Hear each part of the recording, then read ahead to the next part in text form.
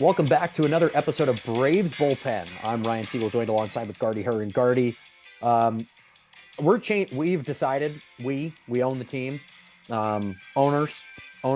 I think we need to change the name of the Battery District in Atlanta to just South New York, or we need to change the Bronx and Queens to New Atlanta, because in the last week, the Atlanta Braves have gone on an absolute tear against the city of New York, picking up 3 wins against the Mets, including a day-night doubleheader where the combined win totals were a score of 27-3.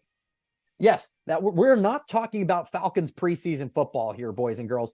27-3 against the New York Mets in one day at Citi Field. I was at the night game, the 6-0 shutout win with Spencer Strider on the slab. By the way, that mustache in person, TV does not do it justice. We'll get into that in a minute. But 27-3, and currently have won the last 2 games against the Yankees, picking up a series win at Truist Park. Game 3 tonight at Truist Park. Charlie Morton on the bump for the Braves. But Gardie, the Atlanta Braves are 10-2 against New York baseball teams on the year. 10-2.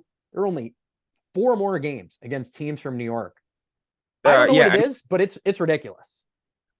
So I have a couple thoughts. First of all, I think New York hasn't seen this many murders in the summer since the Son of Sam. But other than that, it's very close. I mean, we're talking a serial killer, and it might be, if it, you see just like the outline, in the shadows, it's just blooper.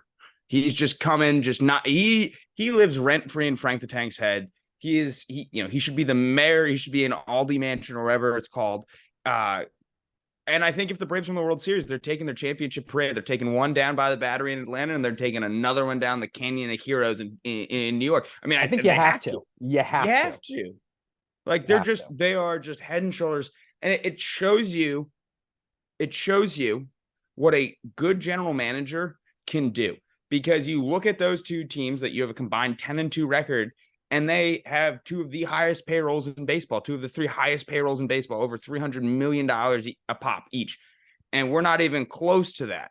And we are 77-42. We're on pace for 105 wins. We are knocking the cover off the ball. We are pitching well. We are a complete freaking ball club. And it is so much fun to be an owner of it.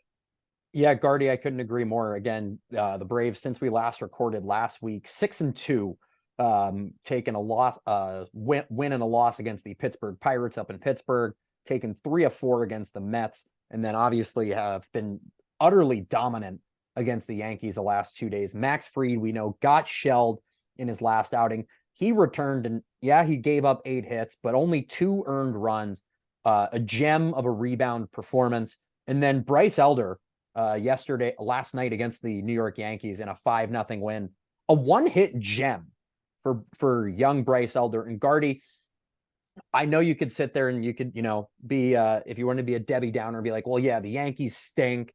The Mets stink even more. After tonight, when the Braves win and sweep the Yankees, they're going to be a sub 500 baseball team.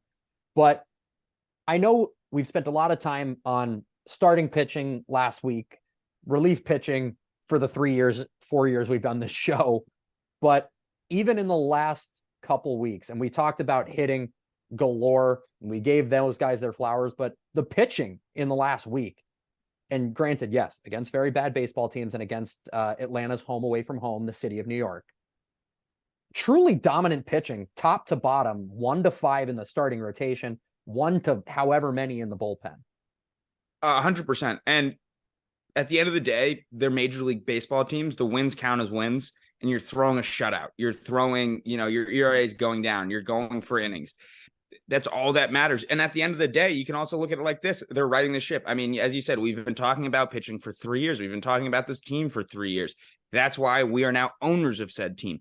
But what we are doing now is the thing that we preached that we needed to always do, that we could never figure out how to consistently do, which is beat bad teams. And now we're not only beating those said bad teams, we're kicking their freaking teeth in. Like, it's just hey, put our dongs on the table. This is why we're the best team in baseball. This is why we have a plus 206 run differential. This is why we have a team batting average 119 games into the season. That's at a 275. Like, they are just showing what a good team they are 1 through 9. And even when you're losing a guy like Ozzy Albies because he's on the 10-day IL because he suffered a hamstring strain, grade 1. I don't even know if that's a real thing, but grade 1 on Monday. You're replacing him with Vaughn Grissom, who in 20 games this season in the majors is hitting 277. And then in 80-something games in Gwinnett is hitting 327. So, young talent. So sad that he's the one filling the hole for the next 10 games or so.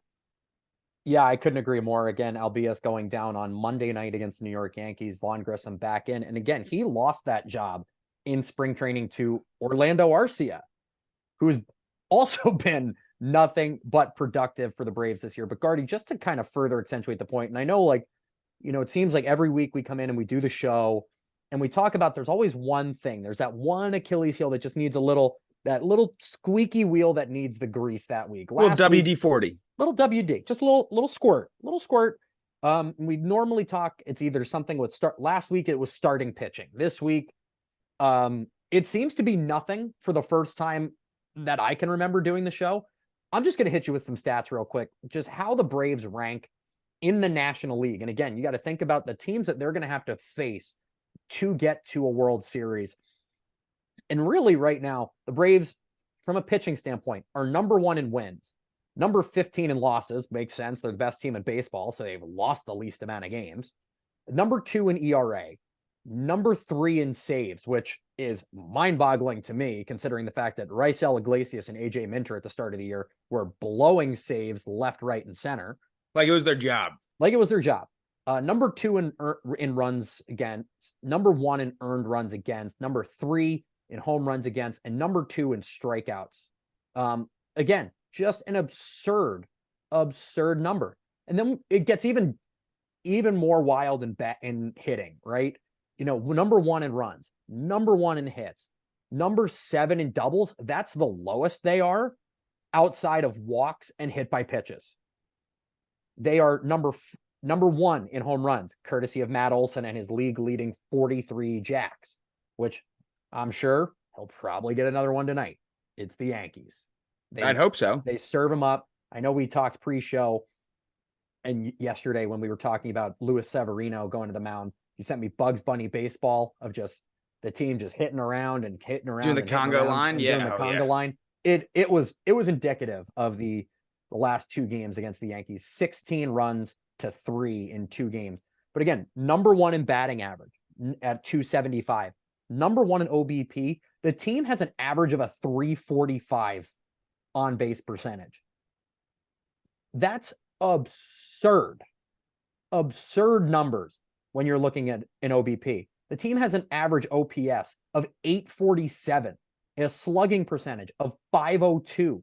These are numbers that, as a team, you're 13 games up in the loss column. I know we talked about it pre-show. Your magic number for winning the division is 31 games. And yes, I know 31 is still a big number. But realistically, if you can win another 10, 20 games, you're home at game 140. Gardie, is it me that's finding this outlandish, or are you on the same same foxhole with me? Same foxhole, same wavelength. I'm picking up what you're putting down. What other, cliche do we want to use? I'm kind of running out.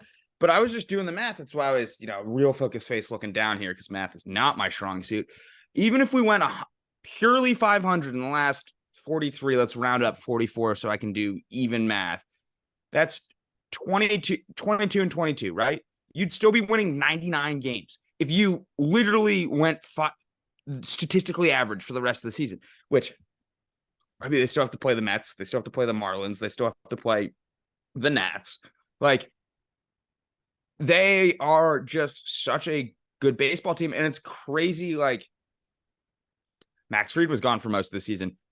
Kyle Wright, who? So I'm very happy. That was your 20-game winner last year. Yeah. Kyle Wright.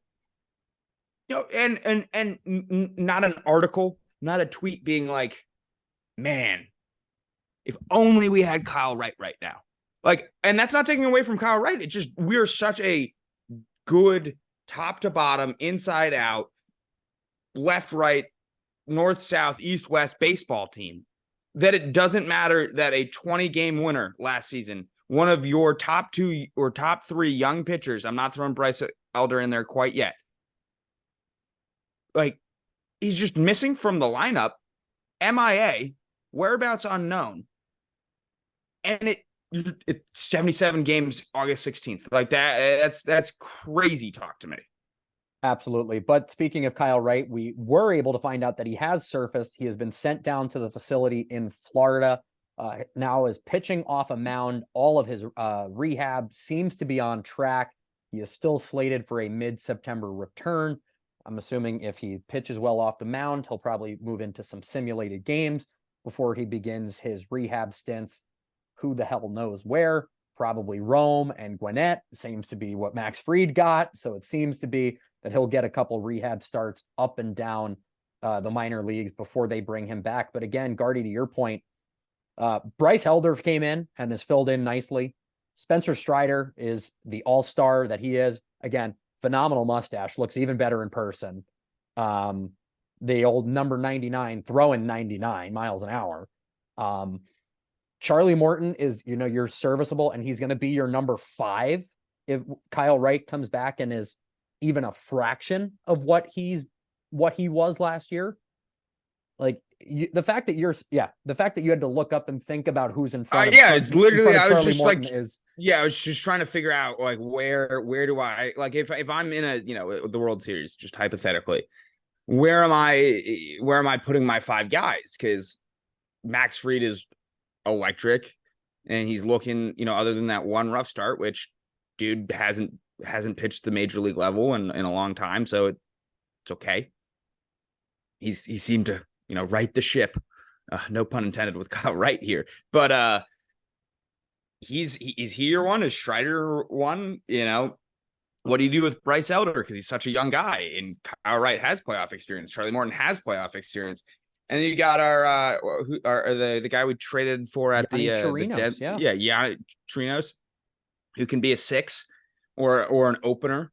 I mean, our boy Nicky Anderson is a lights out pitcher too. Another great pitching pickup at the deadline by Alex Anthopoulos. But I mean, that's also another thing. Like, we're sitting here, and Nicky Anderson is swinging the bat very well as a utility outfielder, and a great ephus ball pitcher.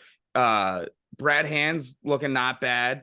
Some of the other bullpen pickups we've had looking not bad out of there too. Like, we clearly were going for it. We as owners said to go out and get some pieces. We wanted to win a second ring. But it's nice that they're also actually doing the things that you hope they're doing, because I feel like time and time again, just in baseball in general, you pick up these guys at the deadline, and then you kind of burn out, but shoot. And I couldn't agree more. And that's the crazy thing. Again, 1 game left tonight against the Yankees before they end up going home and playing the San Francisco Giants, not to be confused with the New York Giants. Football and the way they beat the Mets, you'd think they're playing football at this rate. Yeah, 27-3, 3 against the Giants, and then the last 3 against the Mets before they go out west and play the Giants, the Rockies, and the Dodgers in a much tougher swing. But again, we're a fan show. We want to hear from you at home, on the road, in Truist Park, out of Truist Park. We want to hear from you. Maybe we'll have you on to talk about it. Again, we like hearing stories. We like seeing Blooper waving the Braves flag. Love it. Right in between right behind second base. We want to hear from you.